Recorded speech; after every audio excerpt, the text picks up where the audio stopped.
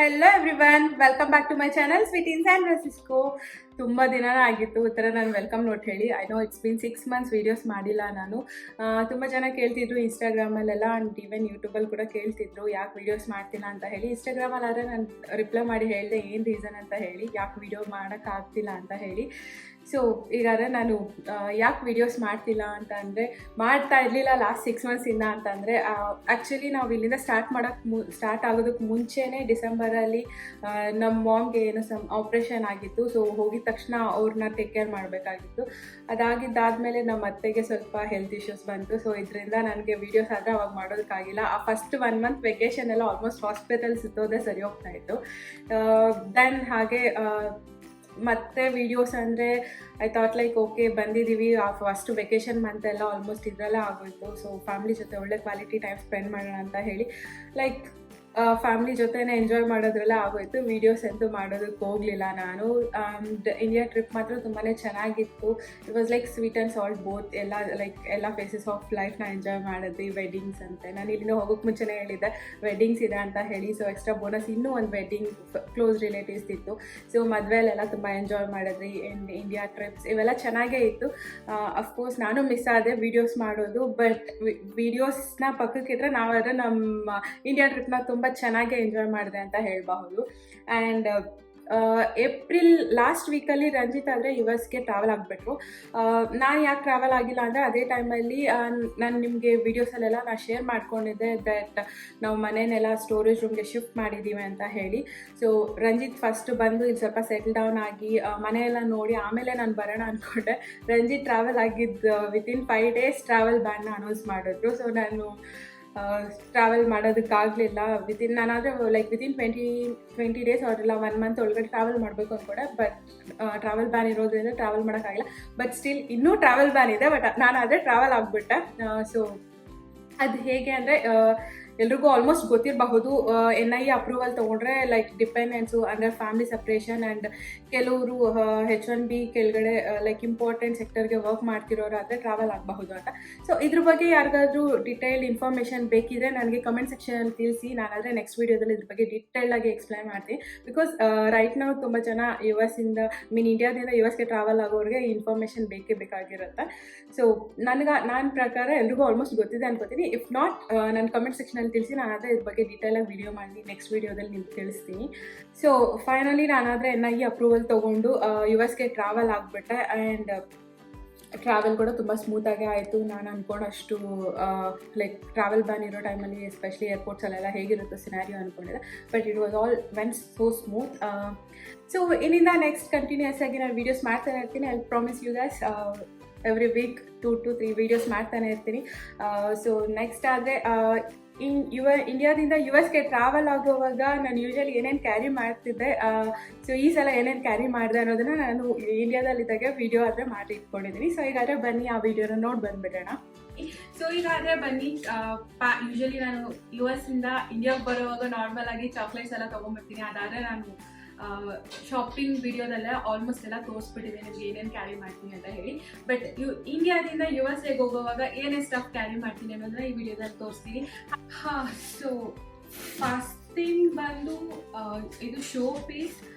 ಅಂದರೆ ಈ ಸಲ ನಾನು ಕ್ಯಾರಿ ಮಾಡ್ತಿರೋದು ಶೋ ಪೀಸ್ ಅಂದರೆ ಇದಂತೂ ನಾನು ಸುಮ್ಮನೆ ಹೀಗೆ ಮಿಂತ್ರಾದಲ್ಲಿ ಸ್ಕ್ರಾಲ್ ಅಪ್ ಮಾಡ್ತಿರೋವಾಗ ತುಂಬಾ ಕ್ಯೂಟಾಗಿ ಕಾಣಿಸ್ತಿತ್ತು. ಸೊ ಇದು ವೆಯ್ಟ್ ಕೂಡ ಅಷ್ಟೇ. ಇದು ಮೆಟೀರಿಯಲ್ ಪಾಲಿರೈಸಿನ್. ಸೊ ವೆಯ್ಟ್ಲೆಸ್ ಇದೆ, ಅಂದರೆ ವೆಯ್ಟ್ಲೆಸ್ ಅಂತ ಇಲ್ಲ, ಸೊ ಸ್ವಲ್ಪ ವೆಯ್ಟ್ ಆದರೆ ಕಡಿಮೆನೇ ಇದೆ. ನಾನು ಆದರೆ ತುಂಬ ವೆಯ್ಟ್ ಇರುತ್ತೆ ಅಂತ ಎಕ್ಸ್ಪೆಕ್ಟ್ ಮಾಡಿದ್ದೆ. ಸೊ ವೆಯ್ಟ್ ಏನಾದರೂ ಇದ್ದರೆ ಜಾಸ್ತಿ ಇದ್ದರೆ ನೋಡ್ಕೊಂಡು ರಿಟರ್ನ್ ಮಾಡೋಣ ಅಂತಲೇ ತೊಗೊಂಡಿದ್ದು. ಬಟ್ ಇದಾದರೆ ವೆಯ್ಟ್ ಕೂಡ ಕಡಿಮೆ ಇದೆ ಆ್ಯಂಡ್ ತುಂಬ ಕ್ಯೂಟಾಗಿದೆ. ಆದ್ದರಿಂದ ಇದಾದರೆ ಕ್ಯಾರಿ ಮಾಡ್ತಾ ಇದ್ದೀನಿ ಈ ಸಲ.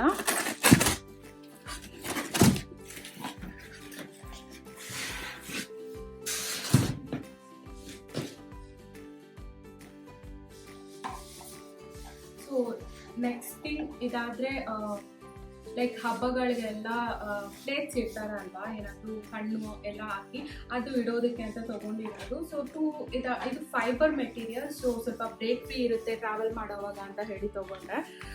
ಆ್ಯಂಡ್ ಇದಾದರೆ ಐ ಥಿಂಕ್ ಇದು 220 ಆ್ಯಂಡ್ ಇದು 240 ಈಚ್ ಪೀಸ್.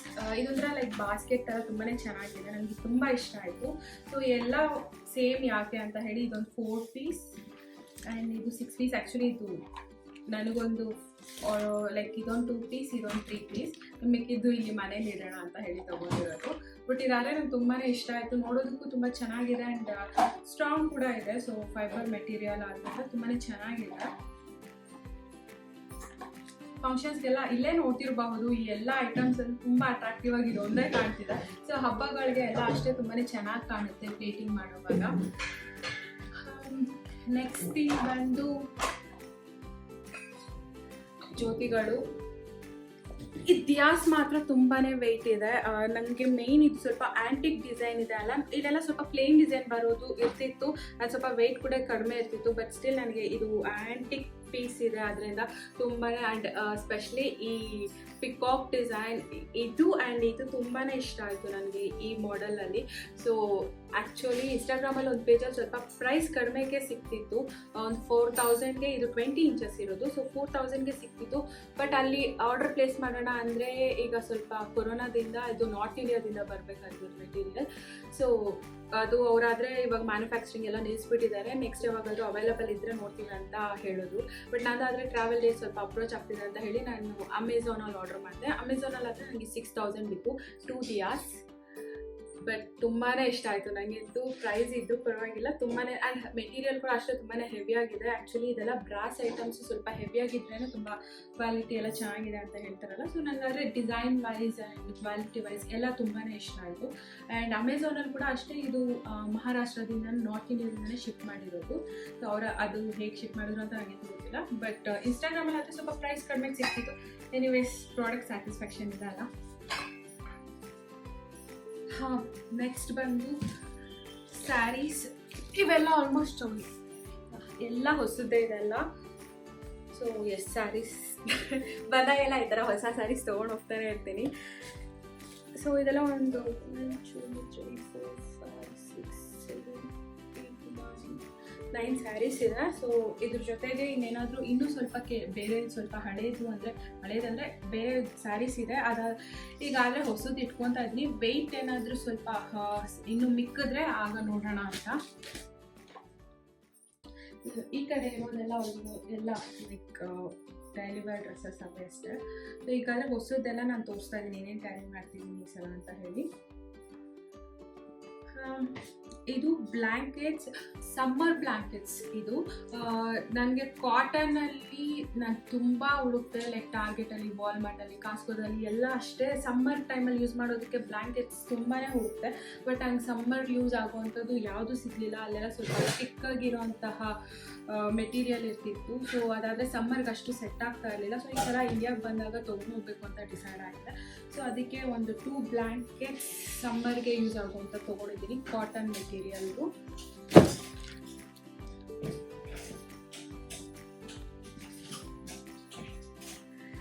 ನೆಕ್ಸ್ಟು ಇದು ಬೆಡ್ಶೀಟ್ಸ್, ಬೆಡ್ ಸ್ಪ್ರೆಡ್. ಇದು ಕೂಡ ಅಷ್ಟೇ ಲೈಕ್ ಡಿಸೈನ್. ಇದು ನಾನು ಬ್ಲ್ಯಾಂಕೆಟ್ಸ್ ಆ್ಯಂಡ್ ಇದು ಬೆಡ್ಶೀಟ್ಸ್ ನಾನು ತೊಗೊಂಡಿದ್ದು ಮಿಂತ್ರಾದಲ್ಲಿ. ನನಗೆ ಅಲ್ಲಿ ಡಿಸೈನ್ಸ್ ಎಲ್ಲ ಸ್ವಲ್ಪ ಹಾಗೆ ನಾನು ಎಕ್ಸ್ಪ್ಲೋರ್ ಮಾಡಿಲ್ಲ. ಬಟ್ ಸ್ಟಿಲ್ ನಾನು ತುಂಬ ಕಾಸ್ಕೋದಲ್ಲಿ ಎಲ್ಲ ನೋಡ್ತಿದ್ದೆ.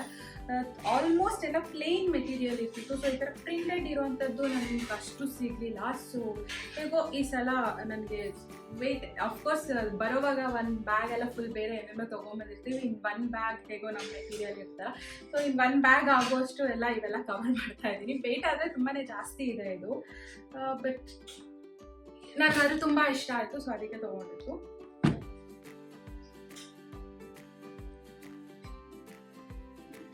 ನೆಕ್ಸ್ಟ್ ಇದು ಬಂದು ಇದು ಕೋಲಮ್ ಪ್ರಿಂಟ್ ಇರೋದು ವೆಲ್ವೆಟ್ ಕ್ಲಾತ್. ಇದಾದರೆ ಯಾವುದಾದ್ರೂ ಫಂಕ್ಷನ್ಸ್ಗೆ ಬ್ಯಾಕ್ ಡ್ರಾಪ್ಗೆ ಯೂಸ್ ಮಾಡ್ತಾರಲ್ವಾ ಅದು. ಇದಾದರೆ ವೆಲ್ವೆಟ್ ಮೆಟೀರಿಯಲ್ ಇದೆ. ನಾನು ಇದನ್ನು ಕೂಡ ಅಷ್ಟೇ ಅಮೆಝಾನಲ್ಲಿ ತೊಗೊಂಡಿದ್ದು. ಸೊ ಒಳಗಡೆ ಎಲ್ಲ ಈ ಥರ ಎಲ್ಲ ರಂಗೋಲಿ ಚೆನ್ನಾಗಿದೆ. ಇದ್ರೊಳಗಡೆ ಮಿಕ್ಕಿ ಡಾಟ್ಸ್ ಎಲ್ಲ ಮಿಸ್ ಆಗಿದೆ, ಡಾಟ್ಸ್. ನೆಕ್ಸ್ಟ್ ಒಂದು ಬಂದು ಇದು ಸುಮ್ಮನೆ ಇದು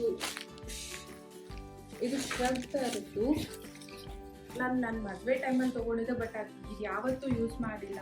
ಸೊ ಯಾವಾಗದ್ದು ಏನಾದರೂ ಪೂಜೆಗೆ ಅದಕ್ಕೆ ಎಲ್ಲ ಸ್ಪ್ರೆಡ್ ಮಾಡೋದಕ್ಕೆ ಟೇಬಲ್ ಮೇಲೆ ಚೆನ್ನಾಗಿರುತ್ತೆ, ಹೇಗೋ ಇಲ್ಲ ಹೇಗೋ ಯೂಸ್ ಮಾಡ್ತೀರಾ ಅಂತ ಹೇಳಿ ತೊಗೊಂಡಿದ್ದೀನಿ.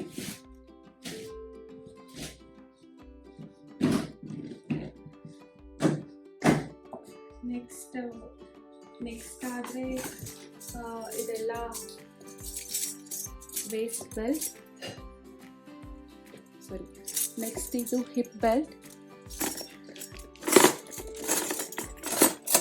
ಇದಾದರೆ ಎರಡು ತೊಗೊಂಡಿದ್ದೀನಿ, ಒಂದು ಪ್ಲೇನ್ ಆ್ಯಂಡ್ ಆ್ಯಕ್ಚುಲಿ ಈಗ ಪ್ಲೇನ್ಗೆ ಇಲ್ಲೇ ಸ್ವಲ್ಪ ಅಟ್ಯಾಚ್ ಆಗಿರುತ್ತೆ. ನಾನು ಅದೇ ಥರ ಏನಾದರೂ ಬೇರೆ ತೊಗೊಂಡು ಅಟ್ಯಾಚ್ ಮಾಡೋಣ ಅಂತ ಒಂದು ಪ್ಲೇನ್ ಆ್ಯಂಡ್ ಇನ್ನೊಂದು ಲೈಕ್ ಲಕ್ಷ್ಮಿ ಇರೋಂಥ ತೊಗೊಂಡಿರೋದು.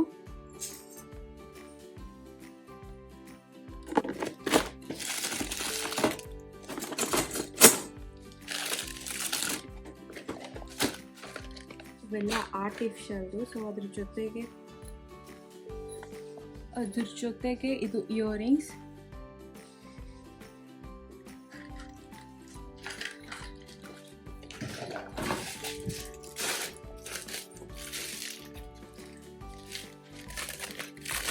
ಆ್ಯಂಡ್ ಇದು ಎನಾಮೆಲ್ಡ್ ಬರುತ್ತೆ ಅಲ್ವಾ, ಈಗ ಹೊಸದಾಗಿ ಸ್ವಲ್ಪ ಫ್ಯಾಷನಬಲ್ ಇದೆ. ಸೊ ಇದು ಆಜಿಯೋದಲ್ಲಿ ತೊಗೊಂಡ ನನಗಾದರೆ ಸ್ವಲ್ಪ ರೀಸನಬಲ್ ಅನ್ನಿಸ್ತು ಕಾಸ್ಟ್. ಬೇರೆ ಎಲ್ಲಾದರೂ ಇನ್ಸ್ಟಾ ಪೇಜಸಲ್ಲಿ ಅಲ್ಲೆಲ್ಲ ಇಷ್ಟು ಮಾತ್ರ ಇರೋಂತಹ ಇಯರಿಂಗ್ಸು ಒಂದು 500+ ಇಲ್ಲ 600 ಕೂಡ ಆಗಬಹುದು. ನನಗಾದರೆ ಇದು 280 ರೂಪೀಸ್ಗೆ ಸಿಕ್ತು. ಸೊ ನೆಕ್ಸ್ಟ್ ಬಂದು ದೋಸೆ ಪ್ಯಾನ್. ಸೊ ನನ್ನ ಹತ್ರ ಇರೋದೆಲ್ಲ ಕಂಪ್ಲೀಟಾಗಿ ಹಾಳಾಗಿತ್ತು. ನನಗಾದ್ರೆ ಫಸ್ಟ್ ಗೊತ್ತಿರಲಿಲ್ಲ ಚಪಾತಿ ಮಾಡೋದ್ರಲ್ಲಿ ದೋಸೆ ಮಾಡಬಾರ್ದು, ದೋಸೆ ಮಾಡೋದ್ರಲ್ಲಿ ಚಪಾತಿ ಮಾಡಬಾರ್ದು ಅಂತ. ಸೊ ನಾನು 2-in-1 ಯೂಸ್ ಮಾಡ್ತಿದ್ದೆ, ಅದಾದರೆ ಕಂಪ್ಲೀಟಾಗಿ ಹಾಳಾಗಿತ್ತು. ಸೊ ಈ ಸಲ ಒಂದು ತೊಗೊಂಡು ಅಂದ್ಕೊಂಡಿದ್ದೆ. ಸೊ ಇದಾದರೆ ತುಂಬ ದೊಡ್ಡದಾಗಿದೆ. ಸೊ ಮಸಾಲೆ ದೋಸೆ ಅದಕ್ಕೆಲ್ಲ ಯೂಸ್ ಮಾಡೋದು ತುಂಬ ಚೆನ್ನಾಗಿರುತ್ತೆ. ಸೊ ನೆಕ್ಸ್ಟ್ ಬಂದು ಸ್ಪೈಸ್ ಬಾಕ್ಸ್.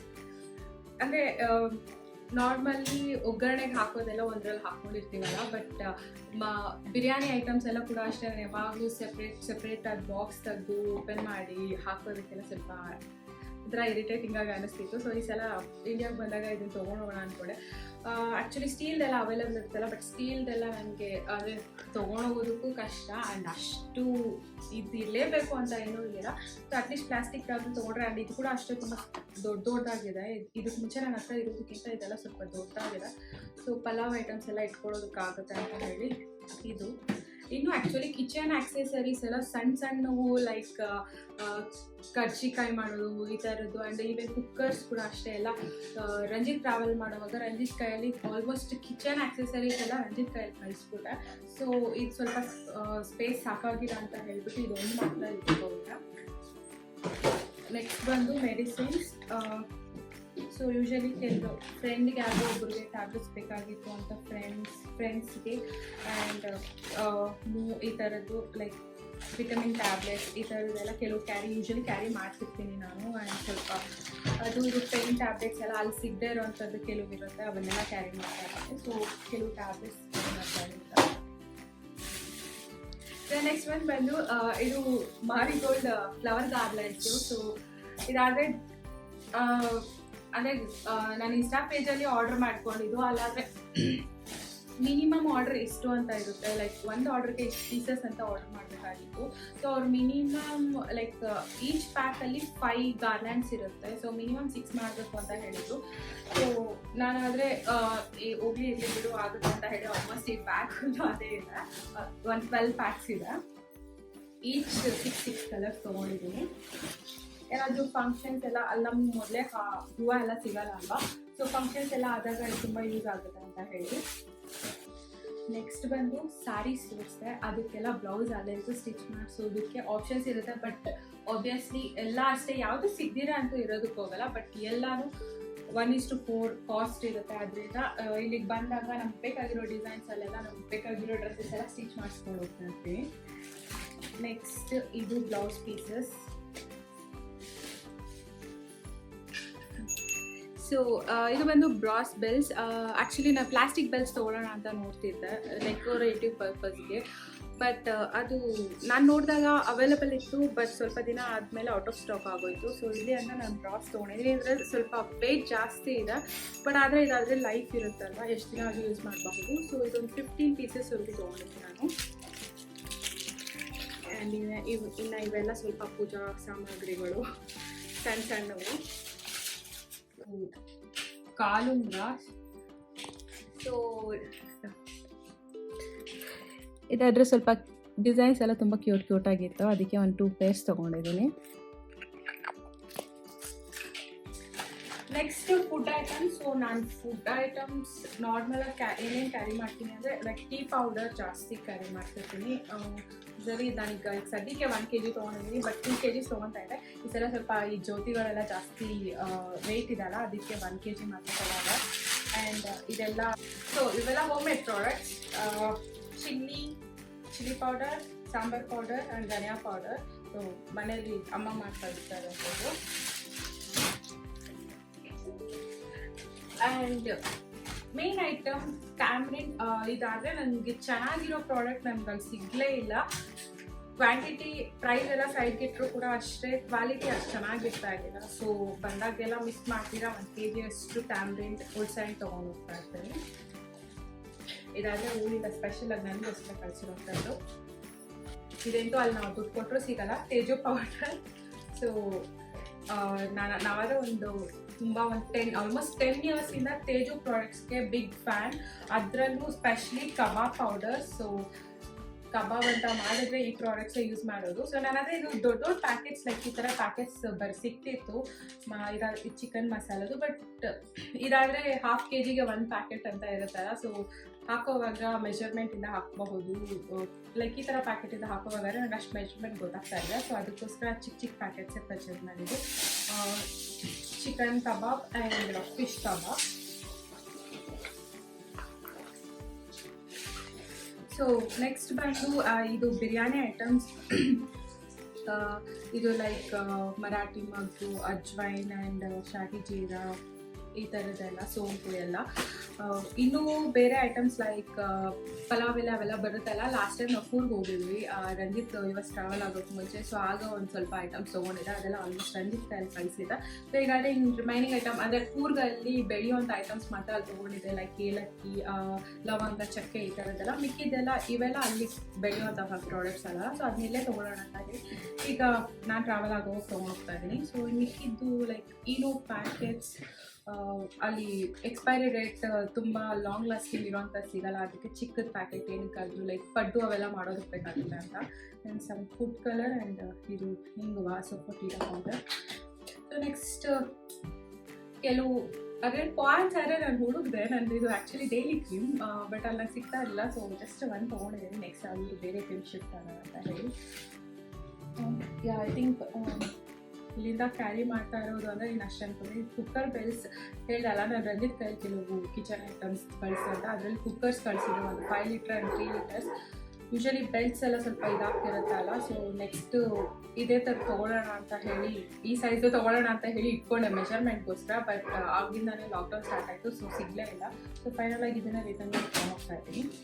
ಸೊ ಅಷ್ಟೇ, ಆಲ್ಮೋಸ್ಟ್ ಎಲ್ಲ ತೋರಿಸ್ಬಿಟ್ಟಿದ್ದೀನಿ. ನೆಕ್ಸ್ಟ್ ಬಂದು ಇದು ರಾಗಿ ಹಿಟ್ಟು. ಆ್ಯಕ್ಚುಲಿ ಜಾಸ್ತಿ ಪ್ಯಾಕ್ ಮಾಡಿದ್ದಾರೆ ಮನೆಯಲ್ಲಿ, ನೋಡಿಕೊಂಡು ವೆಯ್ಟ್ ಎಷ್ಟಿದೆಯೋ ಎಲ್ಲ ಪ್ಯಾಕಿಂಗ್ ಆದಮೇಲೆ ಇದನ್ನು ನೋಡಿಕೊಂಡು ರಾಗಿ ಹಿಟ್ಟು ಒಂದು ಎಷ್ಟು ಮಿಕ್ಕಿರುತ್ತೋ ಜಾಗ ಅಷ್ಟು ಹಾಕ್ಕೊಬೇಕಾಗುತ್ತೆ.